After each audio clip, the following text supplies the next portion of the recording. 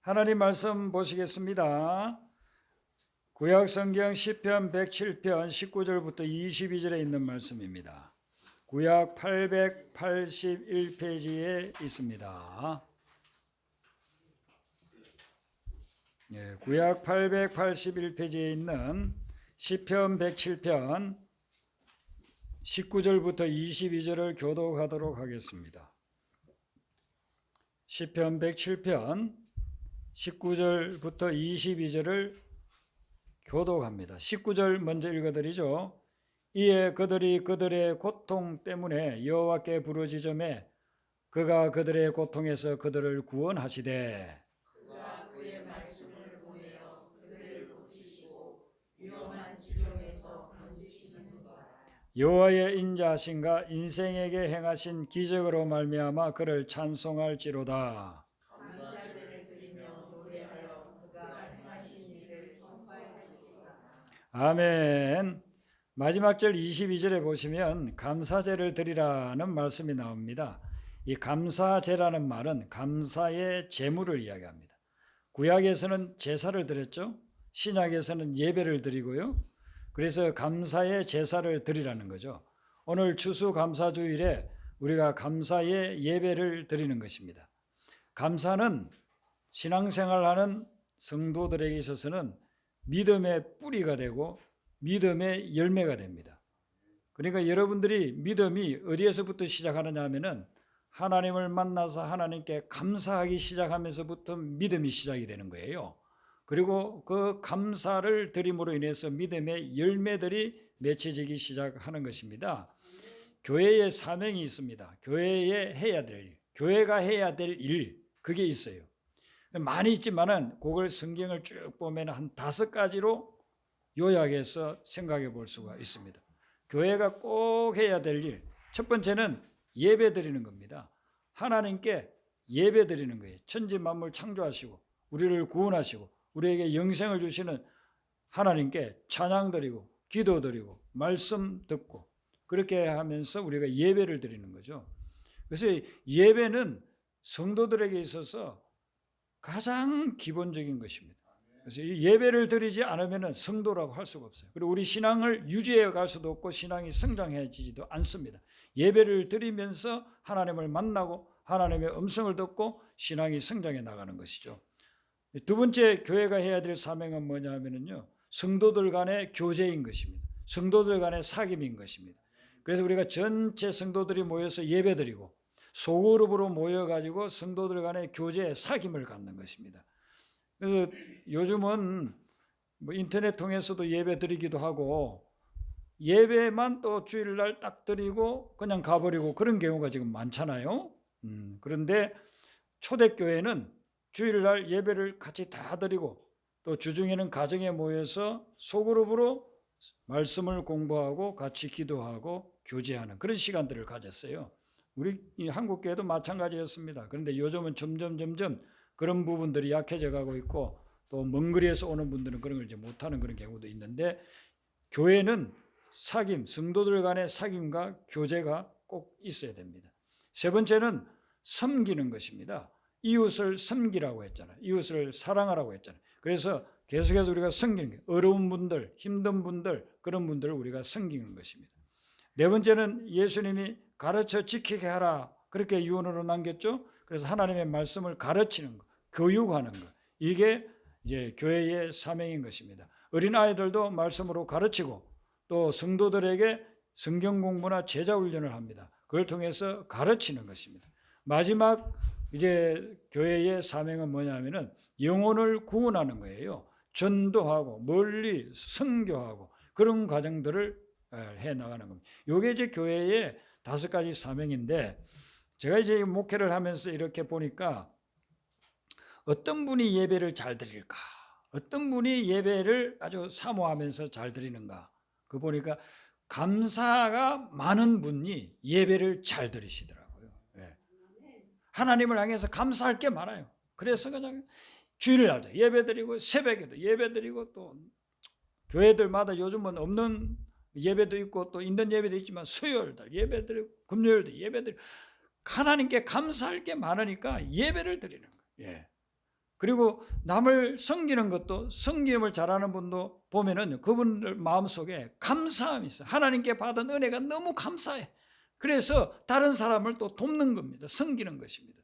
전도하는 분도 보면은요, 전도하는 분들이 정말 그 감사가 많아요. 감사가 많으니까 전도하게 돼요. 하나님이 나를 구원해 주셨는데 하나님을 만나지 못해서 구원받지 못하고 영생을 누리지 못하고 있는 그 심령들을 보니까 너무나도 안타까워요. 불쌍한 마음이 있어요. 그래서 하나님 앞에 감사하는 마음이 있으니까 영혼들을 구원하려고 막 전도하는 것입니다. 근데 감사하는 마음이 없으면 전도를 하지 못해.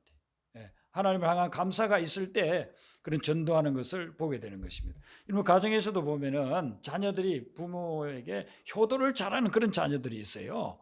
부모를 잘 섬기고 때가 되면은 감사하다고, 그렇게 부모를 향한 그런 감사하는 마음이 있는 자녀들이 효도를 잘해요. 감사하는 마음이 없으면요, 효도하지 않아요. 부모가 뭐 성공적으로 살아서 돈이 많고 해서 자녀들에게 물질적으로 많이 베풀어 줬어요. 그런데도 그것을 당연하게 생각하고 그 부모를 향해서 감사하는 마음이 없으면요, 효도하지 않아요. 효도하지 않아요. 그런데 가난한 집안이라 하더라도 이렇게 우리 부모님들이 가난한데 정말 우리를 키우느라고 고생했다. 그래서 부모님께 감사한 마음이 있어요. 그 감사한 마음이 있는 자녀들은요, 부모님께 효도한다고. 그래서 주변에서 봐도 아이고 효자야, 효녀야 그렇게 할 정도로 감사하는 마음이 있을 때 부모를 섬기고 효도하게 되는 것을 보게 된다 하는 것이죠. 그래서 이 감사라고 하는 것은 우리 신앙생활 하는 사람들에게는 믿음의 뿌리가 되고 믿음의 열매가 되는 것이에요. 그래서 이 감사를 회복하는 것이 얼마나 중요한지 몰라요. 오늘 이 본문 말씀에 보면 하나님께 감사하는데 그 감사하는 이유를 말씀하고 있습니다. 첫 번째 19절에 보시면은 이에 그들이 그들의 고통 때문에 여호와께 부르짖음에 그가 그들의 고통에서 그들을 구원하시되. 무엇이 감사하느냐면은 고통을 당할 때에 하나님께 부르짖어 기도했더니 기도에 응답해 주시고 그 고통에서 구원해 주셔서 그래서 감사하다라고 이야기하는 겁니다. 이것은 지금 두 가지를 이야기해요. 우리가 기도했을 때 하나님이 응답해 주신다는 것하고 고통에서 우리를 구원해 주신다는 이 두 가지를 이야기하고 있습니다. 저는 예수님을 믿으면서 기도에 대해서 많은 도전을 받고 예수님을 믿는 순간부터 기도를 배웠어요. 그래서 기도하면서 기도 제목들을 노트를 하나 가지고 거기에 적어 나가기 시작했습니다. 뭐 건강을 위한 기도도 있고 공부 잘하게 해달라는 기도도 있고 우리 집이 좀 먹고 살만한 집이 되게 해달라고 그런 기도도 있고 여러 가지 기도들, 또 미래에 대해서 그런 여러 가지 꿈을 가지고 그걸 가지고 기도하고, 그래서 그 기도 제목을 쭉 노트에 적어가지고 기도를 했습니다. 고등학교 1학년 때 교회 갔으니까 그때부터, 그리고 이제 신학교 가서 신학교에서도 기도 노트를 기록해가지고 기도를 하고 했습니다. 근데 지금 이제 수십 년이 지났잖아요. 제가 그때를 이렇게 회상을 해보면은 그때 기도드렸던 기도 제목들이 거의 대부분이 응답되었어요. 하나님이 그 많은 기도 제목들 중에 거의 대부분 한 몇 가지 응답이 안 됐는데 그것들은 제가 좀 욕심으로 드린 그런 기도였어요. 그 외에는요 다 응답을 해주셨어요. 그러니까 그 기도 응답받은 걸 생각하면 너무 하나님께 감사가 돼요. 그때는 먹고 살 게 없으니까 하나님 좀 실컷 먹게 해주세요 그렇게 기도했어요. 보리밥도 없어가지고 먹지를 못해가지고 학교에 도시락을 싸가지고 갈 게 없어요. 보리밥 조금 싸가면은요 창피해요. 그걸 갖다 열어 가지고 먹으려고 하면 다른 애들은 쌀밥 싸가지고 왔는데 나만 보리밥이고, 반찬도 그냥 반찬이 없어가지고 그 오징어를 소금에 한 몇 년 동안 찌려 놓은 거 그런 걸 가지고 먹어요. 그때 그렇게 기도드렸는데 지금은요 살찔까봐 염려돼서 못 먹어요. 그 정도로 하나님이 필요한 것들 다 주셨어요. 냉장고에 열어보면 먹을 게 있어요. 없어서 못 먹는 것이 아니에요. 살찔까봐 못 먹을 뿐이지 하나님이 다 공급해 주셨어요. 집이 가난하니까 고등학교도 개우 들어갔어요. 개우 들어가서 공부하는데 뭐 앞으로 공부하리라 그런 그 기약이 없어요. 너무 가난하니까. 내가 공부한다고 누가 책을 싸주고 내가 공부한다고 누가 뭐 학자금을 대주고 하겠는가. 하나님 앞에 기도 많이 했습니다. 하나님, 저 공부하고 싶은데 공부할 길을 열어주세요. 열어주세요.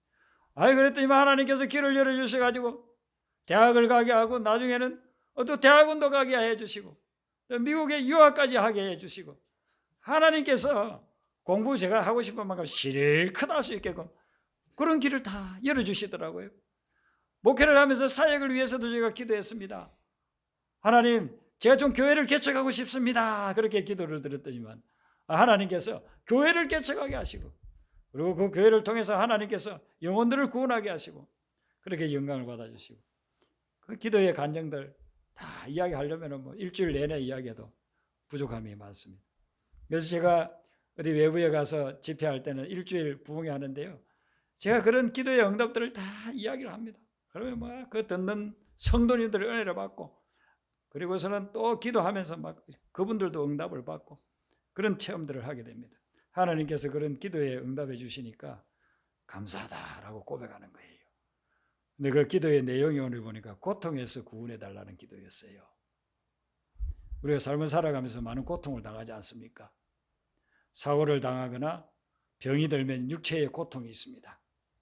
또 근심거리, 걱정거리가 생기면요, 정신적인 고통이 생깁니다. 그런데 오늘 여기에서 말씀하는 이 고통은 그런 것도 다 포함되지만 특별히 무슨 고통을 이야기하냐면 영혼의 고통을 이야기합니다. 영적인 고통. 이 영적인 고통은 뭐냐면은 죄를 지어서 그 죄책감으로 인한 고통을 이야기하고 있습니다. 죄를 지어가지고 그 죄책감으로 인해서 양심의 가책으로 인해 가지고 막 고통을 당합니다. 그래서 너무 그게 고통스러우니까 잠을 자도 잠을 제대로 자지를 못해. 내가 왜 그런 짓을 했지? 내가 왜 그런 죄를 지었지? 내가 그 지은 죄 때문에 그 당한 사람은 그 고통 속에서 얼마나 또 비참하게 살아가고 있는지 몰라. 그래, 어떤 죄수가 감옥에 들어가 가지고 너무너무 괴로워가지고 교도관하고 상담을 한 내용을 제가 한번 읽어본 적이 있어요. 그 사람이 사람들을 많이 괴롭혔어요. 그런데 잠만 자면은요, 꿈에 그 사람들이 나타난다는 거예요. 그래서 그냥 꿈속에서 얼마나 고통스러운지 모른대요. 견디다 못해가지고 교도관에게 나 좀 상담 좀 해주세요. 어떻게 해야 이 꿈에서 벗어날 수 있는지, 이 악몽에서 벗어날 수 있는지. 자기가 괴롭힌 사람이 지금 감옥에 와가지고 자기를 갖다 두들겨 패는 것도 아니에요. 어디 살고 있는지도 몰라요. 그런데 자기가 괴롭혔던 그 사람이 꿈에 나타나고 자기를 자꾸만 괴롭힌다는 겁니다. 악몽 때문에 잠을 잘 수가 없다는 거예요. 맨날 며칠 그렇게 하니까 잠에서 깨면은요, 기력이 없고 그냥 너무나도 힘들게 그렇게 하루하루를 감옥에서 살아가야 되니 고통스럽다. 내가 왜 이런 죄를 지었는가? 그 죄책감의 고통에서 너무나도 힘들기 때문에 견딜 수 없어가지고 상담까지 받더라 하는 그런 글을 읽어본 적이 있습니다. 여러분, 우리가 지은 죄책감의 그 고통을 벗어나려고 하면 어떻게 해야 될까요? 성경에는 그 해답을 주고 있습니다. 그 해답이 뭐냐면은 요한 1서 1장 9절 말씀. 그 말씀 속에 우리가 이런 죄책감의 고통에서 벗어나는 길을 하나님께서 우리에게 약속을 해주었어요. 만일 우리가 우리 죄를 자백하며, 죄를 지었는데 막 그것 때문에 내가 왜 그런 죄를 지었지 그렇게 알고 있을 것이 아니라 내가 지은 죄를 구체적으로 하나님 앞에 자백해, 고백하는. 주님, 저는 이런 것을 훔쳤습니다. 저는 이런 거짓말을 했습니다. 주님, 저는 그 사람을 괴롭혔습니다. 주님, 저는 이런 사기를 쳤습니다. 주님, 저는 이런 사람을 해쳤습니다. 그걸 구체적으로 하나님 앞에 다 고백하고 자백하라는 거예요. 오늘 말씀에서는 그것을 여호와께 부르짖었다. 지금 부르짖는다는 말이 뭐냐면요, 영어에서는 cry out이라고 그렇게 표현하고 있어요. cry out은 울부짖는다는, 울부짖는다. 울면서 통해자고 그 죄책감에 너무 고통스러워가지고 남의 물건 훔쳤어. 그것 때문에 그 사람은 많이 어려웠어. 남의 돈 떼먹었어. 그것 때문에 그 사람은 너무 비참해졌어. 어떤 가수는요, 돈 많이 벌었어요. 집이 몇 채였어요. 근데 와이프가 아내가 이 돈을 뭐 이상한 쪽으로 잘못 이렇게 해가지고서는요 그 집을 다 날리게 된 거예요. 그러니까 살 수가 없는 거예요. 그래서 갈라서서 그렇게 혼자 지낸다. 여러분 그런 것들 보면 물질적으로 우리가 다른 사람에게 피해 주는 그런 경우도 있잖아요. 그런 죄들도 하나님 앞에 다 고백을 하는 거예요. 고백하고 하나님 앞에 다 모든 것을 울부짖으면서 토해놓고 그렇게 하면 하나님의 약속이 뭐냐면은 그 죄를 용서해 주신다. 하나님이 용서해 주신다. 그것을 믿으면 죄책감의 고통에서 다 벗어나는 거예요. 그래서 그 감옥에 있었던 사람을 제가 만날 수 있었다면 제가 이런 진리의 말씀을 전해줬을 거예요. 그럼 그 감옥에도 와가지고 말씀 전해주는 목사님들이 있으니까 목사님들이 만약에 이런 말씀을 전해줬다고 한다면 그러면 그분이 하나님 앞에서 그런 죄책감에서 그냥 양심의 가책만 느끼고 그렇게 괴로워하지 말고 하나님 앞에 다 고백하라고. 이런 죄를 지었습니다. 이런 못된 인간입니다. 저는 악한 자입니다. 죽어서 마땅한 자입니다. 하나님 앞에 그런 모든 것들을 다 토해내서 고백하고 그러면 하나님께서 용서해 주신다고 했으니까 그 말씀을 믿으면 여러분들은 죄책감에서 벗어나게 되는 거예요. 그 고통에서 벗어나게 되는 거예요. 그걸 경험하고 나니까 그게 하나님 앞에 감사가 되더라 하는 거예요.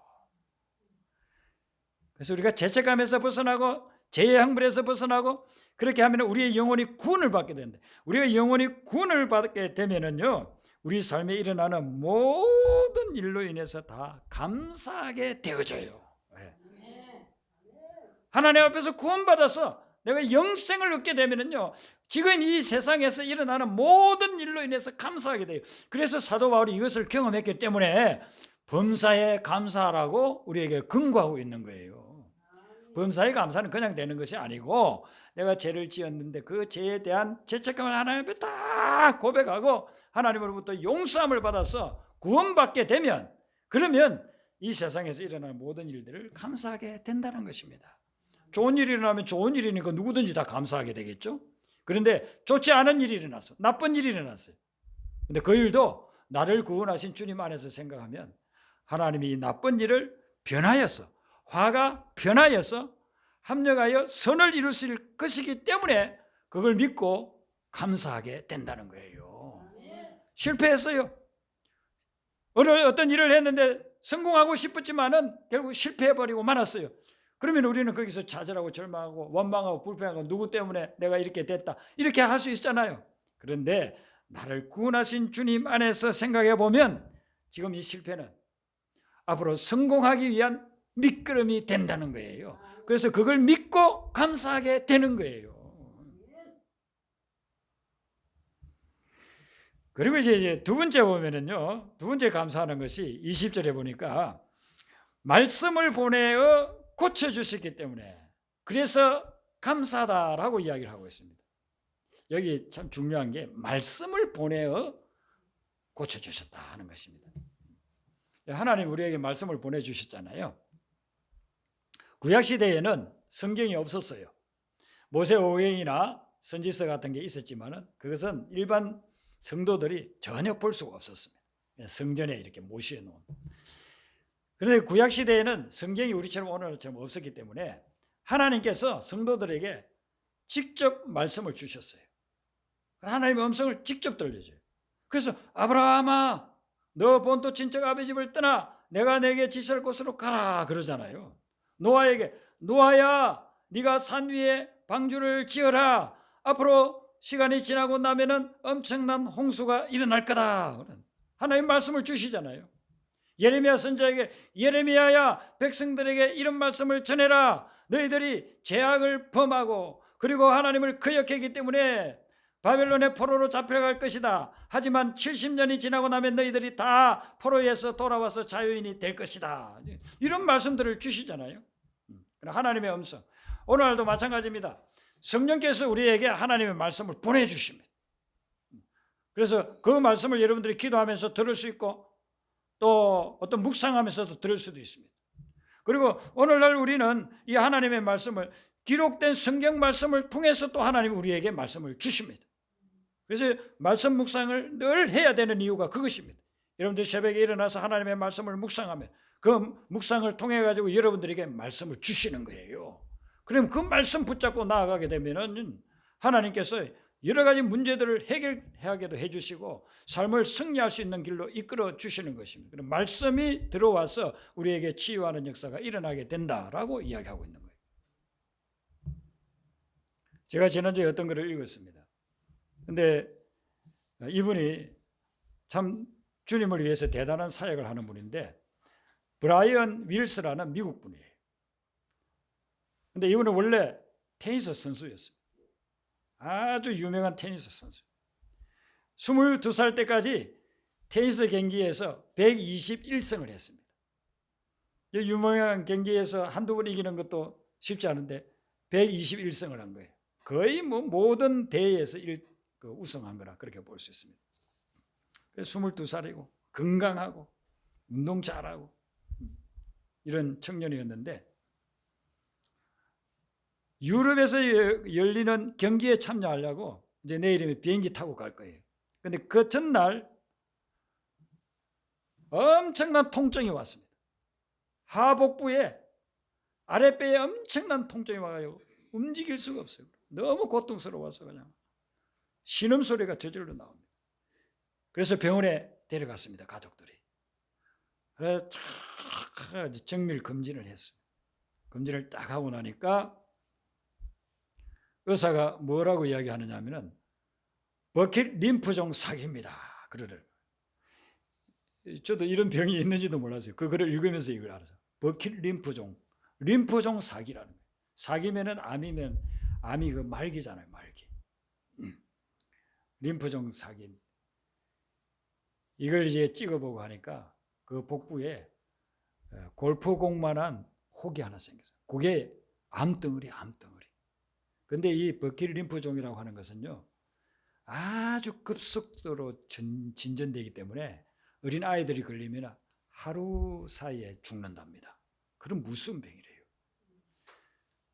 오른쪽 신장은 완전히 망가져가지고 이제는 기능을 하지 못하고 왼쪽 신장도 거의 다 망가져가고 있는 그런 상황. 그래서 의사가 뭐라고 선고를 하느냐 하면은 앞으로 10시간 내에 죽습니다. 21살짜리 청년이 10시간 내에 죽는다고 하니까 그런 청천벽력 같은 말이 어디에 있겠습니까? 가족들이 이제 집으로 가고 자기는 1인실에서 하룻밤을 지내야 되는데 그걸 생각하니까 다 나서 비통해서 하나님 앞에서 혼자서 울며 불며 기도했습니다. 하나님 저 좀 살려주세요. 하나님이 생명을 주관하시고 저를 살려주세요. 하나님 저를 살려주시면 제가 하나님 원하는 일을 하겠습니다. 하나님이 가라는 곳에 가겠고 하나님이 하라는 일을 하겠습니다. 저를 좀 살려주세요. 그래서 막 울면서 기도하는데 마음속에 이렇게 음성이 들리더래요. 누가 옆에 있는 것도 아니고 지금 1인실에 혼자 있으니까 마음속에 음성이 들리는데 나는 치유의 하나님이다. 네가 내가 시키는 대로 하면 내가 너를 치유해 주겠다 그러시는 거예요. 그 음성을 딱 들으니까 그러면 하나님 제가 무엇을 할까요? 하나님께서 뭐라고 마음에 딱 주시느냐 하면 용서하라 그런 거예요. 그 말을 듣고 자기가 용서해야 될 사람이 누군가 이렇게 생각해 보니까 몇 년 동안 서로 연락도 안 하고 말도 안 하고 하는 사람이 한 사람이 있어요. 그 사람하고는 너무 사이가 안 좋아져 가지고 아예 그냥 전화번호도 다 지워버렸어요. 근데 용서를 하라고 하는데 어떻게 연락을 해야 뭐 용서를 할 거 아닙니까? 하나님 제가 전화번호를 모르고 그 사람 지금 어디 있는지도 모르는데 어떻게 연락을 할 수 있을까요? 근데 하나님이요 이렇게 생각 속에 전화번호 하나를 딱 알려주더랍니다.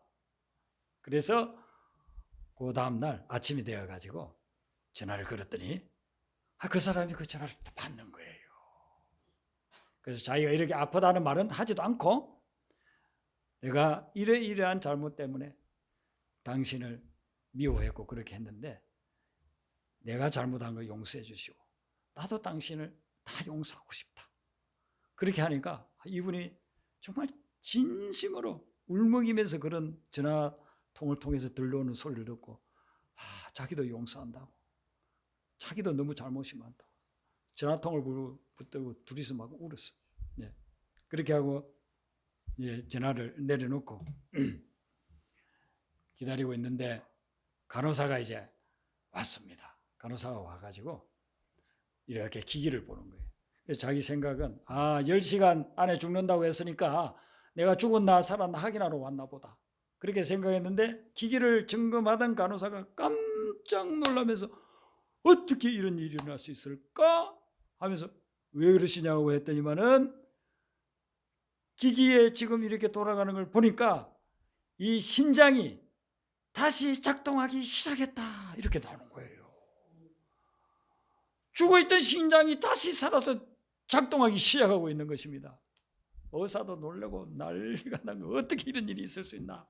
10시간 내에 분명히 죽는다고 했는데 그 사람 심장이 지금 살아나고 있는 거예요. 그렇게 해서 이제 정말 가능성이 있구나 이렇게 하면서 믿음으로 더 하나님께 이제 회개 기도를 했습니다. 기억할 수 있는 거 다 기억해가지고 조그마한 죄까지 다 하나님 앞에 회개하고 또 회개했습니다. 그렇게 회개하고 나서 하나님께 다시 또 기도했습니다. 하나님, 제가 이제 용서할 사람도 용서하고 죄를 회개할 거, 제 생각하는 거 다 회개했는데 그 다음에 제가 해야 될 일이 무엇입니까? 그렇게 하나님 앞에 기도하니까 하나님이 이렇게 성경 구절을 딱 떠올리게 하시더래요. 그게 말라기 3장 8절부터 11절 말씀. 그래서 그 말씀을 이렇게 펴서 보니까 그 말씀 내용이 11조에 대한 말씀이에요. 하나님께 드려야 될 것을 왜 드리지 않았느냐, 이런 마음의 책망이 오는 겁니다. 그래서 자기가 하나님 앞에 드리지 못한 그 11조 부분을 다 계산을 했답니다. 어느 정도 되는지를 계산해서 부모님께 연락을 했습니다. 제가 지금 갈 수 없으니까 부모님이 내 통장을 가지고 은행에 가서 이 금액만큼 인출을 해가지고 하나님께 드리세요. 교회에 갖다 드리세요. 그렇게 했습니다. 그렇게 하나님께서 지금 하라는 것만 전부 다 이 말씀대로 순종을 하는 거예요. 그러면서 점점점 치유가 되고 회복이 되는 겁니다. 회복이 되고 그리고 난 후에 이제 어느 정도 회복이 된 난 후에는 하나님께서 또 말씀하시기를 네가 이렇게 치유가 되지 않았느냐.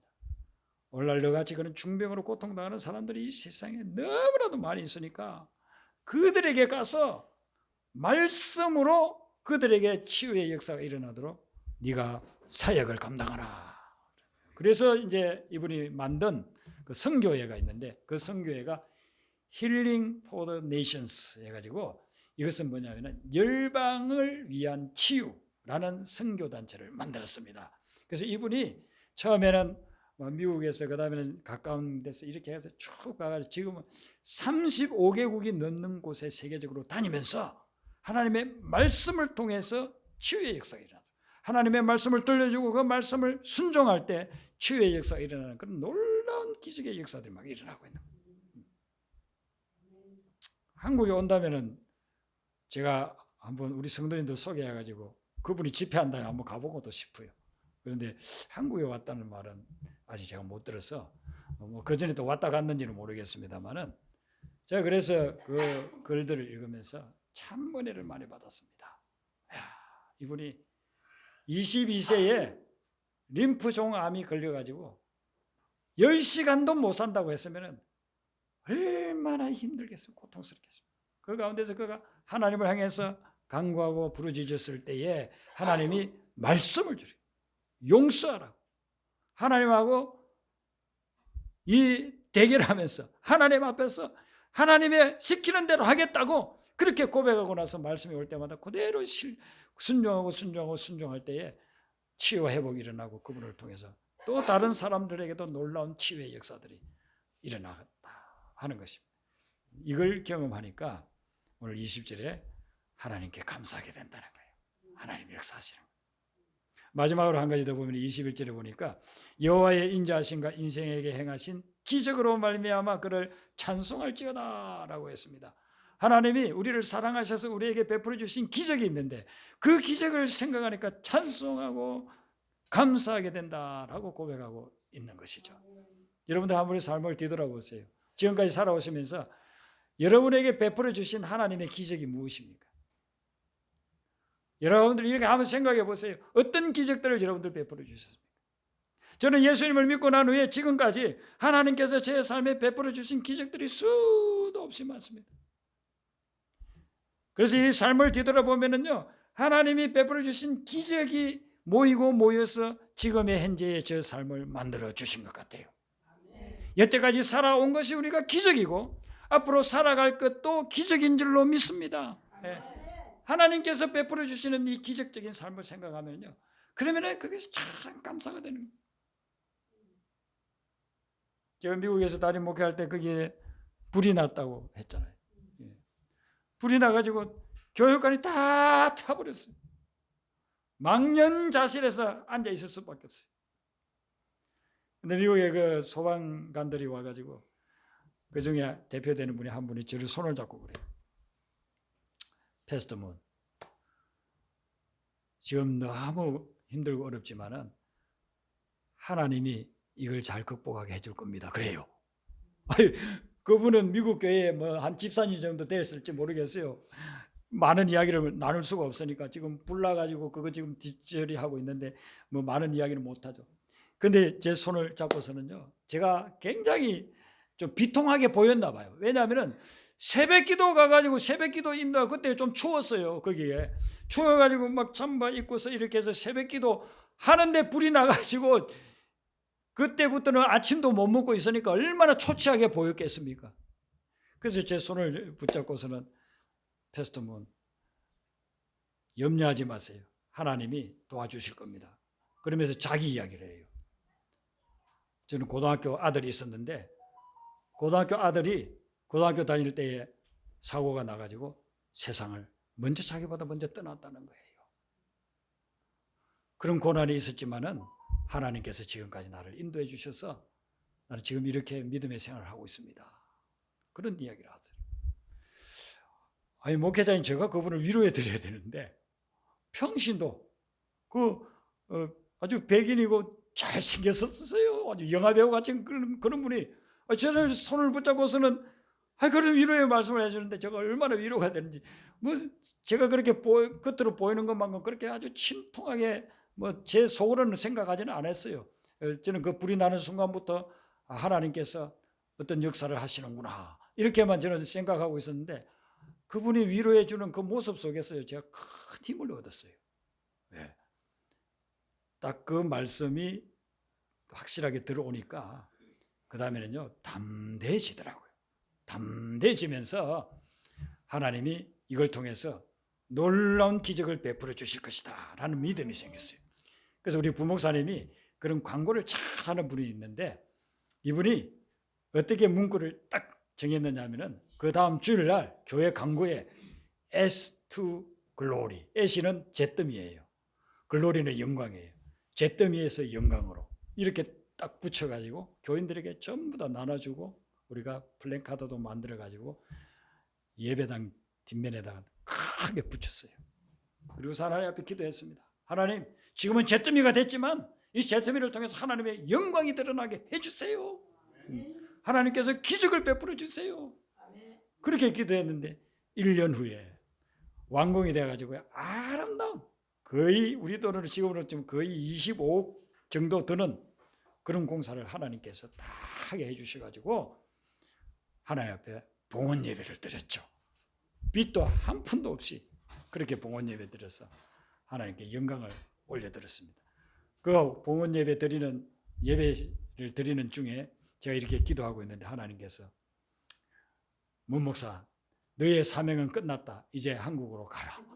그러시는 거예요. 제 마음속에. 그때가 제가 그 교회 간 지 한 3년 좀 더 지났을 거예요. 그래서 제가 만 4년 채우고 한국으로 돌아왔습니다. 뭐 겉으로 보면은 그 교회는 뭐 어마어마한 교회였어요. 규모상으로 대단한 그런 교회고, 지금 거기에 있던 분이 여기 와서 보면 아이고 문 목사님 여기서 뭐 하고 계세요? 아마 이렇게 하실지 몰라요. 그런데 하나님이 또 뜻이 있어서 저에게 말씀을 주셨어요. 그래서 한국으로 다시 돌아가라 하셔서 저는 한국에 돌아왔어요. 그리고 지금 이렇게 목회를 하고 있는데, 하나님께서 앞으로 우리 오아시스 교회에 놀라운 기적을 일으켜 주실 것입니다. 여러분들이 믿음이 안 생기면 그걸 믿음을 가지세요. 하나님께서 오아시스 교회에 놀라운 기적을 일으키실 것입니다. 살아온 기적으로 인해서도 감사하고 앞으로 일으키실 기적으로 인해서 감사하는 그런 삶이 되시기를 주님의 이름으로 축원합니다. 우리 아까 불렀던 찬송 부릅니다. 복음성가